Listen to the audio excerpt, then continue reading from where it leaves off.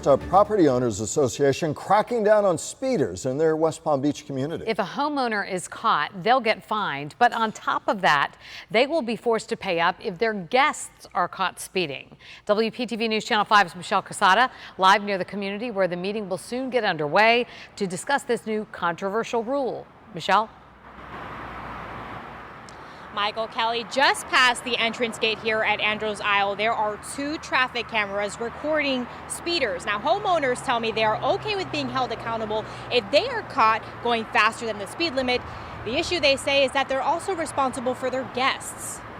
If you drive more than 25 miles per hour inside the Andros Isle community in West Palm Beach, there's a traffic camera recording you. And last year we had 2 residents hit by a car. And in January of this year, we had a 3rd resident hit by a car. Property Owners Association President Lori Briggs said something had to be done.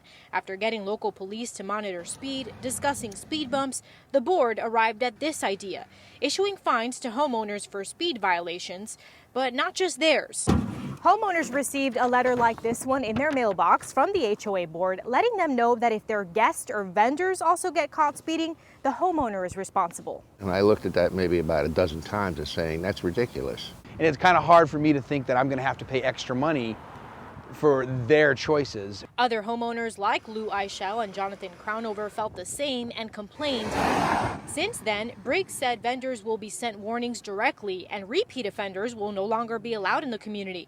But homeowners are still responsible for their guests. Being responsible even for family members might be a little iffy. Crownover said he's all for making the community safer. I'm not against this. It's making me think twice. But plans to listen to all rules and logistics at the board meeting.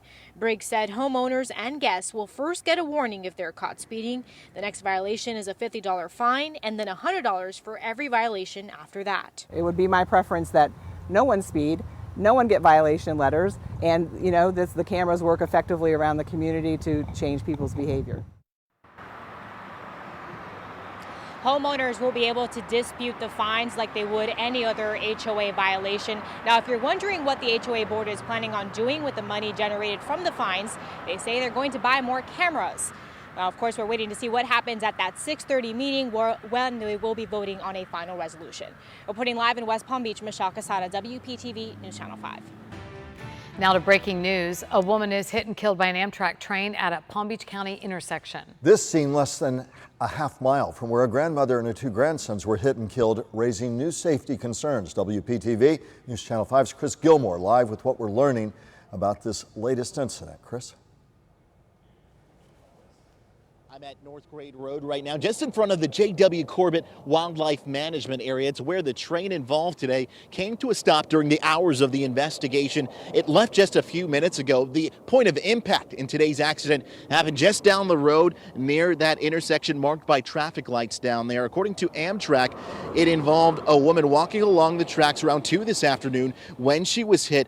Again, this happened near Beeline Highway and Indiantown Road around 2 this afternoon, less than a half a mile from where we're standing right now. There are no crossing arms near that intersection, but there is a flashing red light with a railroad crossing sign. The woman died on the scene. No one on the train was hurt, according to Amtrak. But we can tell you the train came to stop at the same spot where a grandmother and her 2 grandkids were killed last November. They were hit by an Amtrak train while driving across the tracks. The crash created a demand for better signage to create safer railroad crossings. One of the changes that you'll see at this intersection since that accident are these new reflective signs saying no gates or lights, and just off in the distance I can see from where I'm standing pink flowers marking a memorial where those 3 lives were lost just a few months ago. In today's accident, the victim's identity has not been released as this continues to be an ongoing investigation. Still, we're hearing demands from the community for physical barriers in these intersections